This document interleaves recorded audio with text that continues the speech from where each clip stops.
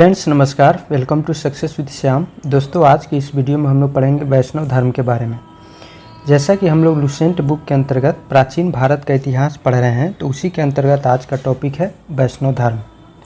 देखिए, वैष्णव धर्म के अंतर्गत जो है हम लोग भगवान विष्णु की पूजा करते हैं। ठीक, तो वैष्णव का मतलब होता है जो भगवान विष्णु को पूजते हैं, यानी उनको मानते हैं, उनकी आराधना करते हैं, उसे वैष्णव कहा जाता है।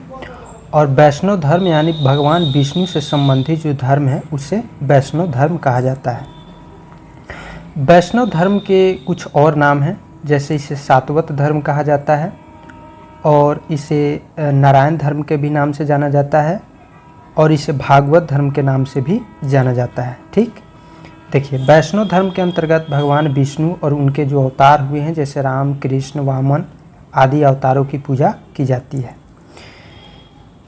वैष्णव धर्म के विषय में सबसे पहले जानकारी हमको उपनिषदों से मिलती है, यानी प्रारंभिक जानकारी कहाँ से मिलती है? उपनिषदों से मिलती है।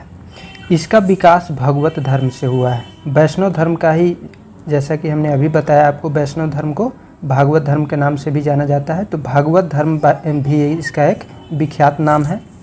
और नारायण के पूजक मूलतः पंचरात्र कहे जाते थे। नारायण यानी विष्णु की पूजा करने वाले को क्या कहा जाता था? तो पंचरात्र के नाम से इन्हें जाना जाता था। देखिए, वैष्णव धर्म के प्रवर्तक कृष्ण थे। माना जाता है कि कृष्ण ने ही वैष्णव धर्म की शुरुआत की, यानी भगवत धर्म कहिए या वैष्णव धर्म कहिए या सातवत धर्म कहिए, तीनों एक ही बात है। तो वैष्णव धर्म के प्रवर्तक कौन थे? कृष्ण थे। जो कृष्ण थे ये वृषण कबीले के थे। वृषण कबीले में इनका जन्म हुआ था, यानी वृषण वंशी थे। और इनका जन्म स्थान कहाँ है? तो मथुरा में इनका जन्म स्थान है, यानी मथुरा में इनका जन्म हुआ था वृषण कबीले के अंतर। देखिए, कृष्ण का उल्लेख सर्वप्रथम छांदोग उपनिषद में मिलता है और छांदोग उपनिषद में इन्हें देवकी पुत्र और व अंगिरस के शिष्य के रूप में बताया गया है। ठीक है, छांदोग उपनिषद में बताया गया है कि कृष्ण देवकी के पुत्र हैं और अंगिरस के शिष्य हैं। वासुदेव कृष्ण का सबसे प्रारंभिक अभिलेखीय उल्लेख बेशनगर स्तंभ अभिलेख में पाया गया है। यानी कि वासुदेव कृष्ण, भगवान कृष्ण जो हैं, उनके बारे में बेशनगर स्तंभ अभिलेख में उल्लेखित किया गया है, उनके बारे में चर्चा किया गया है। देखिए, बेशनगर स्तंभ अभिलेख जो है यह मध्य प्रदेश में है और यह होलियोडोरस राजा से संबंधित है। विष्णु के 10 अवतारों का उल्लेख मत्स्य पुराण में मिलता है। जैसा कि आप जानते हैं कि मत्स्य पुराण पुराणों में सबसे प्राचीन पुराण है। और पुराणों की संख्या कितनी है? तो पुराणों की संख्या 18 है, जिसमें सबसे प्राचीन पुराण मत्स्य पुराण है।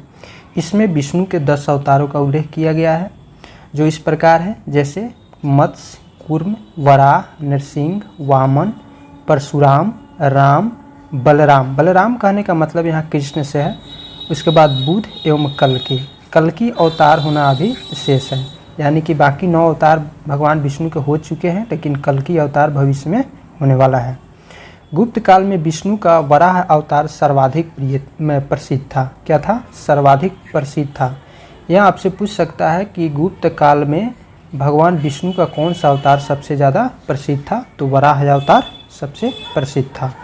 वैष्णव धर्म में ईश्वर को प्राप्त करने के लिए सर्वाधिक महत्व भक्ति को दिया गया है। यानी वैष्णव धर्म के अंतर्गत यह बताया गया है कि अगर आप भगवान को प्राप्त करना चाहते हैं, ईश्वर को प्राप्त करना चाहते हैं, तो भक्ति के माध्यम से आप भगवान को प्राप्त कर सकते हैं।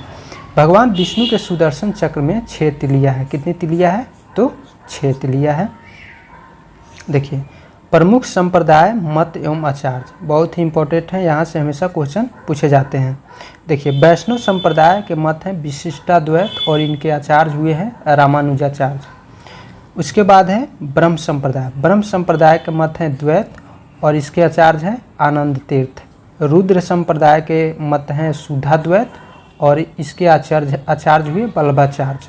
सनक संप्रदाय के मत था द्वैताद्वैत और आचार्य हुए निम्बार्क। तो कि इसको याद करने का तरीका हो सकता है कि जैसे वैष्णव विशिष्ट राम, यानी वैष्णव धर्म का विशिष्ट कौन है? राम है।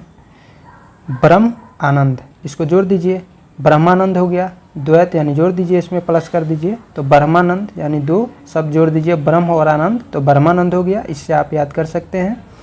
रुद्र का शुद्ध बल, रुद्र का शुद्ध बल। देखिए कोई भी एक सेंटेंस अगर आप बना लेते हैं ना तो कहीं भी आप अगर इसको देखिएगा तो माइंड में क्लिक कर जाएगा। तो रुद्र का शुद्ध बल क्या है?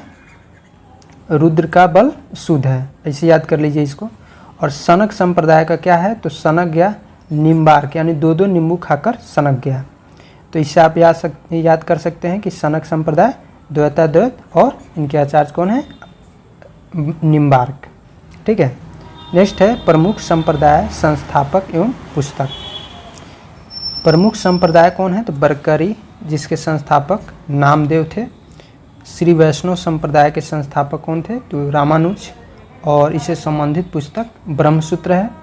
परमार्थ संप्रदाय के संस्थापक रामदास थे, और इससे संबंधित जो पुस्तक है दासबोध है। राम भक्त संप्रदाय के संस्थापक रामानंद थे, और इससे संबंधित पुस्तक अध्यात्म रामायण है। अंकोर वाट का मंदिर कंबोडिया के राजा सूर्यवर्मा द्वितीय ने बनवाया था। ठीक है। कंबोडिया को उस समय कंबोज के नाम से भी जाना जाता था, और राजा सूर्यवर्मा का जो शासनकाल था 1113 से 1150 ईस्वी के बीच था। इन्होंने ही अंकोर वाट का मंदिर बनवाया है कंबोडिया में, और इस मंदिर में लगभग 10.5 फीट ऊंची भगवान विष्णु की मूर्ति स्थापित है।